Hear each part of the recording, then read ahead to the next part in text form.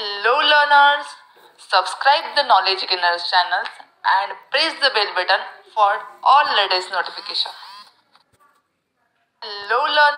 Hello learners, मैं हूँ आपकी अपनी वैष्णवी और स्वागत करती हूँ आपका अपने चैनल नॉलेज गेनर्स में। इस वीडियो सीरीज में हम देख रहे थे डेटाबेस मैनेजमेंट सिस्टम और डेटाबेस मैनेजमेंट सिस्टम सीखने के इस दौर में हम पहुँचे हैं अभी कैनोनिकल फॉर्म तक। कैनोनिकल फॉर्म का दूसरा मीनिंग हमारे पास है irreducible set of functional dependency. Canonical form का ये दूसरा नाम है। What is irreducible set of functional dependency, यानी कि इसके नाम में ही सब कुछ है। Irreducible set of functional dependency यानी व्हाट इज दिस इररेड्यूसिबल। इररेड्यूसिबल मतलब वो रिड्यूस नहीं हो सकता। कौन? सेट ऑफ फंक्शनल डिपेंडेंसी, यानी कि जो भी फंक्शनल डिपेंडेंसी हमारे पास होगी वो इतनी रिड्यूसिबल होगी कि उसे हम और रिड्यूस नहीं कर सकते। That is irreducible set of functional dependency, यानी कि कैनोनिकल फॉर्म। उसे ही हम क्या कह सकते हैं? Canonical form. एग्जाम में मैक्सिमम कैनोनिकल फॉर्म होता है, इसीलिए मैंने directly canonical form word use किया है। अगर इररेड्यूसिबल सेट ऑफ फंक्शनल डिपेंडेंसी इस तरह का वर्ड आए तो भी हम कैनोनिकल फॉर्म को ही कंसिडर करेंगे। ठीक है, उसमें क्या होता है कि कोई फंक्शनल डिपेंडेंसी हमें दी होगी तो उसके रिगार्डिंग अगर कुछ फंक्शनल डिपेंडेंसी सेम वही अगर वर्क कर रही होगी तो उसे हम क्या करेंगे? रिड्यूस करेंगे। तो उसे हम बोलेंगे इररेड्यूसिबल, यानी कि अगर उसे हम रिड्यूस कर देंगे तो जो फंक्शनल डिपेंडेंसी हमें मिलेगी वो हो जाएगी इररेड्यूसिबल, यानी कि वो रिड्यूस अब नहीं हो सकती।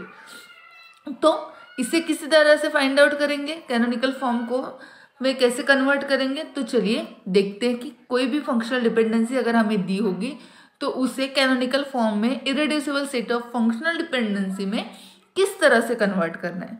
ठीक है, तो चलिए डायरेक्टली देखते हैं एग्जाम्पल से, ताकि हमें जो भी इररेड्यूसिबल का अगर हमें या फिर कैनोनिकल का अगर हमें डायरेक्टली क्वेश्चन फंक्शनल डिपेंडेंसी से पूछा जाए तो हम उस तरह के क्वेश्चन को ईजिली सॉल्व कर सके।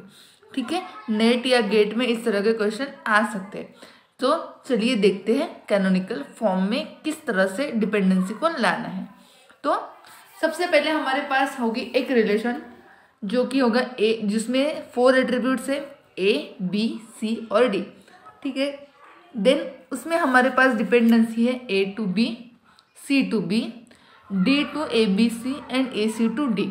अभी ये 4 डिपेंडेंसी हमें दी गई है, इसे हम एक फॉर्म में लिख लेते हैं। जैसे कि अभी हमारे पास है ए टू बी, उसे भी हम डायरेक्टली ए टू बी ही लिख सकते हैं, ए टू बी, इसे कोई रिड्यूस नहीं कर सकता। ठीक है, देन सी टू बी, ये वाला हमारा फर्स्ट स्टेप है। सबसे पहले हम इसी तरह से क्वेश्चन को सॉल्व करेंगे। डी टू, अभी देखिए डी से 3 फंक्शनल डिपेंडेंसी हमें फाइंड आउट हो रही है। डी से हम ए भी फाइंड आउट कर सकते हैं, डी से हम बी भी फाइंड आउट कर सकते हैं, डी से हम सी भी फाइंड आउट कर सकते हैं। सो डी टेंड्स टू क्या होगा, हो जाएगा ए, डी से हम क्या फाइंड आउट करेंगे? बी, देन डी से हम क्या फाइंड आउट करेंगे? सी। ठीक है, इस तरह से ये हो गए हमें। अगर राइट हैंड साइड में अगर डिपेंडेंसी एक से ज़्यादा होगी, एक से ज़्यादा एट्रीब्यूट्स होंगे तो हम उसे डिफरेंट फॉर्म में लिख सकते हैं। लेकिन अगर लेफ्ट हैंड साइड में अगर एक से ज़्यादा एट्रीब्यूट्स होंगे तो उसे हम डिवाइड नहीं कर सकते। जैसे कि हमारे पास है ए सी टू डी, क्या हम ए टू डी और सी टू डी लिख सकते हैं? जी बिल्कुल नहीं। क्यों? अकेले सी से या फिर अकेले ए से हम डी को फाइंड आउट नहीं कर सकते, हमें दोनों की ज़रूरत होगी, जिसकी ए और सी अगर दोनों हमारे पास हो गए तभी हम डी को फाइंड आउट कर सकते हैं, वरना नहीं कर सकते।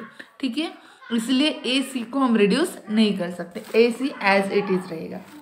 ठीक है, ये हो गया हमारी फर्स्ट स्टेप, जिसमें कि हम देखने वाले हैं कि किस तरह से हमने फंक्शनल डिपेंडेंसी को सेपरेट कर लिया। ठीक है, अभी क्या करेंगे हम? जो भी हमारे पास फंक्शनल डिपेंडेंसी होगी उसके हिसाब से क्लोजर फाइंड आउट करेंगे।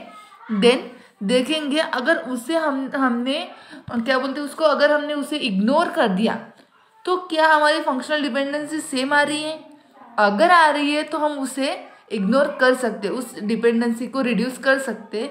अगर नहीं आ रही तो वो हमारे लिए मैंडेटरी हो जाएगी, वो हमारे लिए कंपलसरी हो जाएगी कि वो डिपेंडेंसी हमें चाहिए ही चाहिए।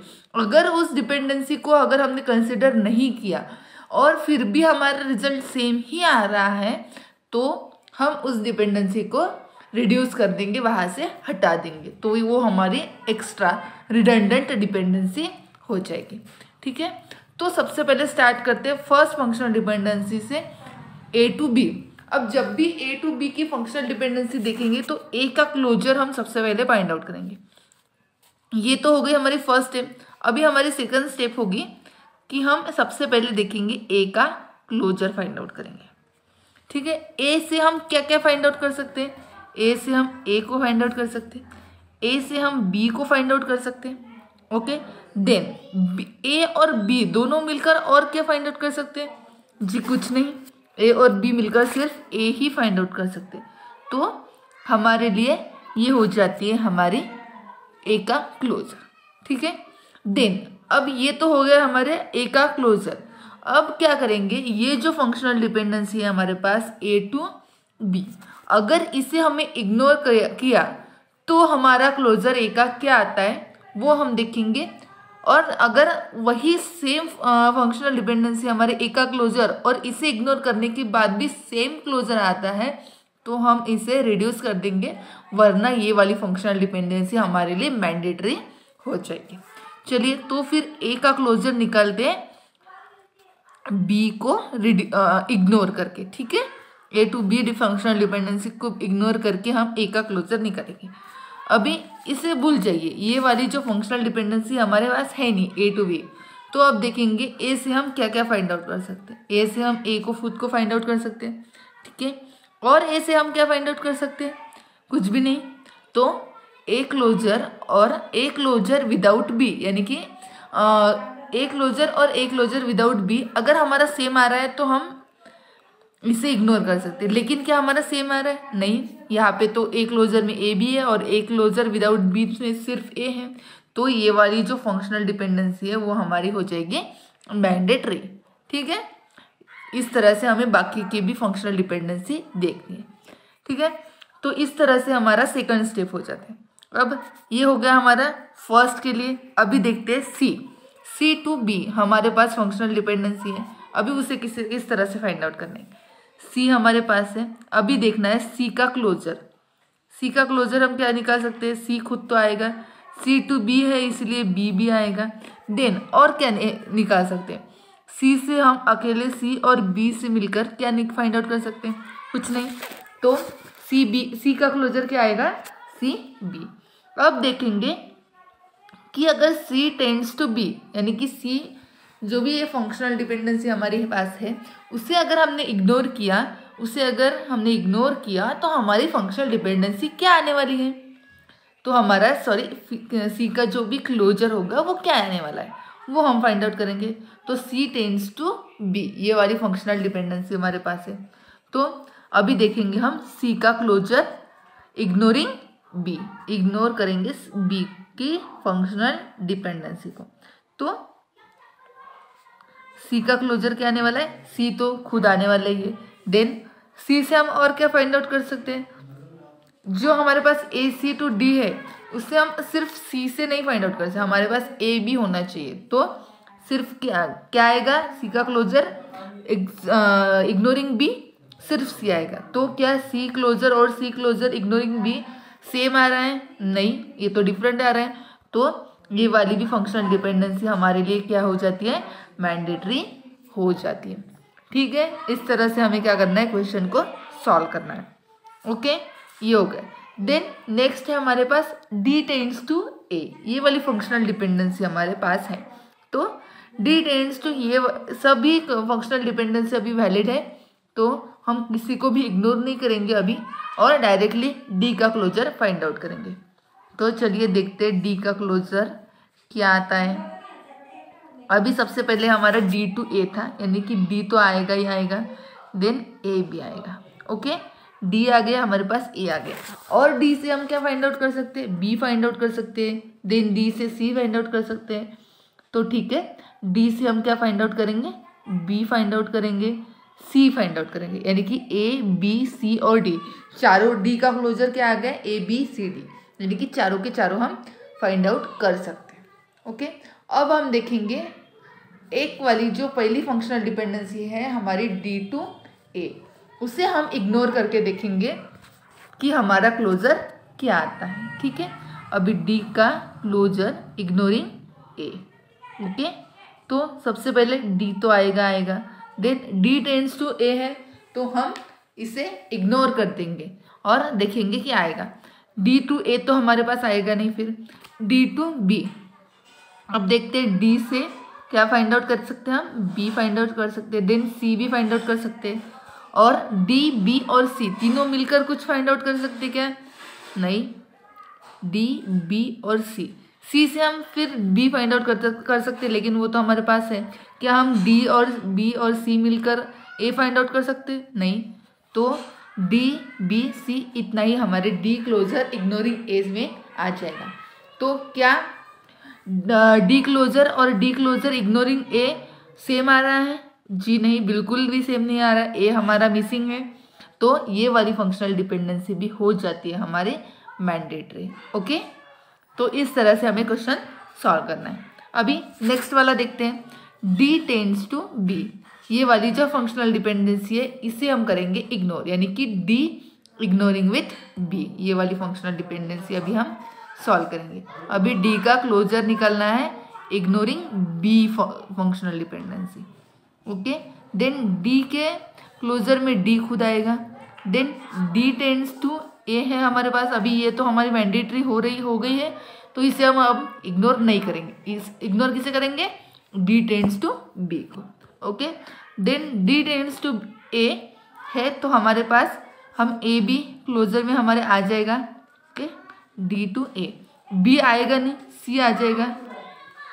ठीक है, डी ए और सी आ जाएगा, आ गया। अभी ए और सी और डी मिलकर क्या हम बी को फाइंड आउट कर सकते हैं, जी, ए से हम बी निकाल सकते हैं, सी से भी हम बी निकाल सकते हैं, तो बी भी आ गया। तो डी इग्नोरिंग बी से हमारा डी ए सी और बी यानी कि चारों के चारों आ गए, जो कि सिमिलर है डी क्लोजर से। सो हम ये वाली जो फंक्शनल डिपेंडेंसी है डी टेंड्स टू बी, ये हम इग्नोर कर सकते हैं। ठीक है, ये वाली जो फंक्शनल डिपेंडेंसी हम इग्नोर कर देंगे, इसे हमारे फंक्शनल डिपेंडेंसी के सेट में हम अब नहीं रखेंगे। ठीक है, अभी देखते हैं नेक्स्ट वाली functional dependency, D tends to C. लेकिन अब जब भी हम नेक्स्ट वाली, अभी हमने डी टेंड्स टू बी को इग्नोर किया है, तो ये हमारी फंक्शनल डिपेंडेंसी अब हमारे सेट में नहीं रही, तो इसे हम अभी कोई भी जो भी आगे वाली फंक्शनल डिपेंडेंसी हम क्लोजर अब फाइंड आउट करेंगे उसमें उसका कोई रोल नहीं होगा, उसे हम कैलकुलेट नहीं करेंगे, उसे हम इग्नोर ही करेंगे। तो अब हम देखेंगे डी टू सी, उसके लिए डी टू बी इग्नोर रहेगा, इस बात को याद रखना, नहीं तो हम उससे काउंट कर लेंगे और हमारा आंसर गलत हो जाएगा। या फिर अगर हमें एग्जाम में अगर कन्फ्यूजन नहीं चाहिए तो जिस तरह से मैंने यहाँ पे राउंड कर दिया उस फंक्शनल डिपेंडेंसी से, तो वहाँ पे आप कर सकते हैं, या फिर क्रॉस वगैरह कुछ लगाकर आपको जिस तरह से नोटेशन देना है उस तरह से नोटेशन देके हम उसे इग्नोर कर सकते हैं। ठीक है, अभी हमें देखना है डी टू सी, अभी देखना है डी टू सी, यानी अभी डी का क्लोजर हमें फाइंड आउट करना है। तो चलिए एक बार ये वाला पूरा रफ कर देंगे। अभी डी का क्लोजर फाइंड आउट करना है इग्नोरिंग सी। ओके, डी तो खुद आएगा। ठीक है, देन अभी डी से हम क्या फाइंड आउट कर सकते हैं, ए, क्योंकि वो तो हमारे इसमें है ही है। ठीक है, अभी बी नहीं कर सकते क्योंकि हमने इग्नोर किया है, सी नहीं कर सकते, उसे भी हमने इग्नोर किया है, तो डी और सी आ गया, सॉरी डी और ए, हाँ आ गया हमारा, डी और ए आ गए। ए से हम क्या फाइंड आउट कर सकते हैं, बी। ओके, ए से हम क्या फाइंड आउट कर सकते हैं, बी, ए बी और डी हमने ले लिया। अब क्या हम सी फाइंड आउट कर सकते हैं किसी से, नहीं, सी फाइंड आउट करने के लिए तो हमारे पास कोई भी फंक्शनल डिपेंडेंसी नहीं है, तो क्या ये हमारे सेट से क्लोजर डी क्लोजर और डी क्लोजर इग्नोरिंग सी से मैचिंग हो रहा है, मैच हो रहा है, सिमिलर आ रहा है, नहीं, तो ये भी जो फंक्शनल डिपेंडेंसी है वो हमारी हो जाती है मैंडेटरी। ठीक है, तो इसे भी हम इग्नोर नहीं कर सकते। हो गया, ठीक है। D closure, D dependency, D to C dependency हमारी हो जाती है मैंडेटरी। अब लास्ट वाली फंक्शनल डिपेंडेंसी जो है हमारी ए सी टू डी, उसे फाइंड आउट करना है, उसका हमारा क्लोजर क्या आता है। तो सबसे पहले ए सी का क्लोजर हम फाइंड आउट करेंगे। ए सी से हम क्या फाइंड आउट कर सकते हैं, ए सी, देन ए सी से क्या हो जाएगा D, then A C to D, okay. और ए सी और डी मिलकर हम बी को फाइंड आउट कर सकते हैं क्या, बिल्कुल, ए टू बी हमारी फंक्शनल डिपेंडेंसी है। तो ए बी सी डी चारों आ गए हमारे पास। अब देखते हैं ए सी इग्नोरिंग डी, ए सी इग्नोरिंग डी हमारा क्या क्लोजर आता है। तो ए सी से ए और सी तो आएगा, देन ए और सी दोनों मिलकर क्या फाइंड आउट कर सकते हैं, बी फाइंड आउट कर सकते हैं, ठीक है। तो ए सी और बी क्या, लेकिन क्या अब हम डी फाइंड आउट कर सकते हैं क्या, नहीं, ऐसा तो कोई फॉर्मूला नहीं है, कोई डिपेंडेंसी नहीं है जिससे हम डी फाइंड आउट करें। सो ये भी फंक्शनल डिपेंडेंसी हमारी हो जाती है वैलिड, ठीक है। कौन सी वाली, ए सी टू डी, ये भी फंक्शनल डिपेंडेंसी, सिर्फ हमारी डी टू बी ये वाली फंक्शनल डिपेंडेंसी है, हम इग्नोर कर सकते हैं डी टू बी से, बाकी सभी एंडेटरी है, ठीक है, वो ऑप्शनल थी। सो रिडंडेंट जो थी वो हमने रिड्यूस कर दी। अब हम नेक्स्ट वाला स्टेप क्या करेंगे, जो भी ये सारी फंक्शनल डिपेंडेंसी है उसे हम करेंगे एक जगह पे। तो यानी कि जैसे कि हमने पहले उसे डिफरेंट पाथ में लिया था, अभी उसे एक पाथ में यानी कि एक फॉर्मूले में उसे ले लेंगे। किस तरह से, ठीक है, देखते हैं। अभी हमारे पास थी पहले फंक्शनल डिपेंडेंसी थी हमारे पास A to B C to B, उसे तो एज इट इज लिख सकते हैं, A to B, B to C, नहीं सी टू बी से, A to B and then C to B, ये वाली फंक्शनल डिपेंडेंसी तो हमारे पास है ही है। Then D to A, D to B and D to C, ये तीन फंक्शनल डिपेंडेंसी थी, लेकिन डी टू बी हमारे पास अभी नहीं है, वो हमने रिड्यूस कर दी। तो D to A and D to C है, तो उसे हम कैसे लिख सकते हैं, D to A C, D functional, D is A and C, ठीक है। डी को लिख लिया हमने A C, and A C to D, ये भी हमारी थी फंक्शनल डिपेंडेंसी, ठीक है। इस तरह से ये चारों जो फंक्शनल डिपेंडेंसी वो हो गई, वो हमारी है मैंडेटरी। सो ये हो गया हमारा irreducible set of functional dependency, यानी कि कैनोनिकल फॉर्म। इसे हम और रिड्यूस नहीं कर सकते। अगर हमने इसे रिड्यूस कर दिया तो हमारा जो भी डिपेंडेंसी थी वो हमारी वैलिड नहीं रहेगी। सो ये हो गई हमारा कैनोनिकल फॉर्म, जिससे हम irreducible set of functional dependency भी कहते हैं, ठीक है। ये था हमारा कैनोनिकल फॉर्म का एग्जाम्पल। इसे मैक्सिमम क्वेश्चन से हम प्रैक्टिस करेंगे ताकि हमारे और हम अच्छे से इस टॉपिक पे पकड़ बना सकें, ठीक है। ये था हमारा canonical form. So thank you for watching this video. अगर आपको ये वीडियो पसंद आई हो तो प्लीज़ लाइक कीजिए, चैनल को सब्सक्राइब कीजिए और ज़्यादा से ज़्यादा लोगों में शेयर कीजिए। Thank you.